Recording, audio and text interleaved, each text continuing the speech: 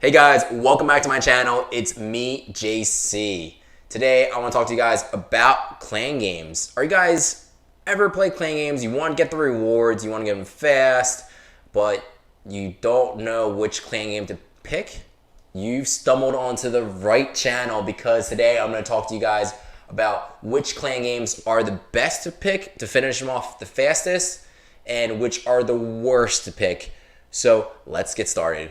So I'm sure everyone that's watching my channel knows what clan games is, but for those of you who do not, it's when you log into game and in this corner will pop up a caravan. Right now it's this little box that's telling you it's coming in 2 days and 4 hours, but it'll come up this little caravan, and then when you click it, it'll show you a bunch of available games you can play, and you need to score so many points to get to until you reach like 4,000 or something like that. But your clan as a whole needs to score as many points as possible to reach the final tier, and each tier gives you a select amount of points. Remember, Supercell just recently came out that if you score max amount of clan game points, you get another pick of points, which I highly recommend you guys do it. And today I'm going to show you guys what clan games to pick to finish them off the fastest. So I made a spreadsheet for you guys. I copied pretty much all the clan games that have ever came out in the past since clan games has started. And they've always had I don't think they've really changed that much. If they might have added some things, but usually they're pretty consistent in terms of what they offer. And I've broken it out into specific tiers. I'll have this spreadsheet linked below, but we can go into it from here. So I've broken it out into, you can't see it in the screen, but I've broken it out to little tabs in the bottom.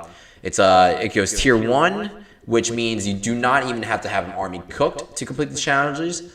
Tier 1.5, which means you may or may not need to have an army cooked if you are pretty good at being online. Tier 2, meaning you definitely need to have at least one army cooked. Tier 3, which means you have to have multiple armies cooked. And those are my tier rankings for the home village. Builder base, I've broken down to just tier 1, which means you do not have to rely on winning the battles. And then tier 2, which is when you have to rely on winning the battles. So let's get into it. So tier 1, it's basically, I've ranked them kind of. The first one is where you go in and you have to destroy a certain amount of buildings. The red ones are the ones that I highly recommend you do not do. What I do in this situation is I'll use my queen, mainly your queen because she's such a sniper, and then I'll just go into the game, and if I can find a cannon or two, I'll snipe them off, end the raid, and then hop back in there. This only really works if you're not in Titan League, which I highly recommend, or not in Titan League, a Legend League, which I highly recommend everyone to drop out of, especially when you're farming for Town Hall 13. So what you do exactly, for the cannon, for example, you log in to the game and you look for a cannon based on that has cannons on the outside, select a couple of them, and repeat. It's an easy way to get points really easy because you don't even need an army. You can do this while your army is training, which is great because you can actually play the game while you don't have to wait around. You can do this for all of these defenses and storages in the gold mines. I especially love the gold mines, elixir mines, because they're always going to be outside. There might be an off chance that the bomb towers are on the outside or the wizard towers might not be on the outside, but I would always just skip them. Next one is building breakdown. Same thing, use the queen, just snipe off some buildings, end the raid, do the next one. And then also with the lab, spell factory, dark spell factory, always go into the raid, use your queen, snipe them off, end the raid. Same thing. Again, finally these last two, if you have an active clan, these helping hands really helps because everyone's kind of requesting spells and everything like that, so it's easy to compete. And then garden exercise is kind of what if you left spare decorations on your home village or your builder base that you can just quickly get rid of. That's kind of subjective of how you play your game. The next one is the home village challenges. It's kind of just, and I ranked them just basically the loot grabs. Usually you don't need to have an army for this. I'll go in and just maybe spend one army for it and then use my queen to get the remaining. It's pretty easy. You can, if you're also pretty good and on the game for like an hour, you can use your queen, snipe off a bunch of buildings, a bunch of dead bases, and then you can get this really easy. Tier 2, this is when you actually need an army. As you see here, it's hunt for 3 stars. All you need is war. This is you need to get 3-star in your war. You need to get a 3-star within an 8-hour period. Again, they give you a little higher results, but it's not worth. It's worth doing the other ones better because you don't need an army for this. This one you actually need an army.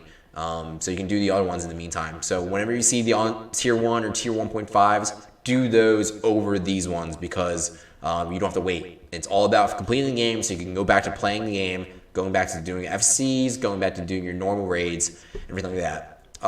For this one, the troop, this one where you need a specific amount of troops to gate the points. I like to continue. I like to do the ones that are my army. I like to do mass miners right now, so I'm always picking the ones miners because I'm always going to be able to use 8 miners at least. But if you find one that's really low troop space, like barbarian or archer, I'll just cancel out some miners and just add them in, just to get them in. Really doesn't really affect it that much. And then finally, tier 3. This is when you need multiple armies. I highly recommend that you always skip this one. It just seems like it's not worth it unless there is like a 4 times bonus on this. Sometimes Clash of Clans will have a 4x bonus on this, so it'll give you more points. Highly recommend do this if they do because it's worth it. It's like 2,000 points or something like that. But again, if there's other challenges that are easier, definitely do them. And then finally, builder base. I'm not the biggest builder base person. I don't have the best builder base, so I usually try to avoid these. But if you can, go for these tier 1 ones where you don't have to rely on winning the match. I always hate it where I have to. I think let's go tier 2.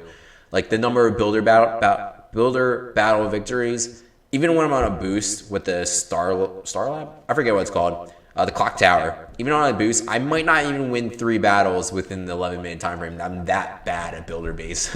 So again, this is all going to be down below for you guys to check out on a link. Feel free to use it. It'll make your clan happier that you're finishing clan games always at the top of the list. I'm always at the top of One Hive.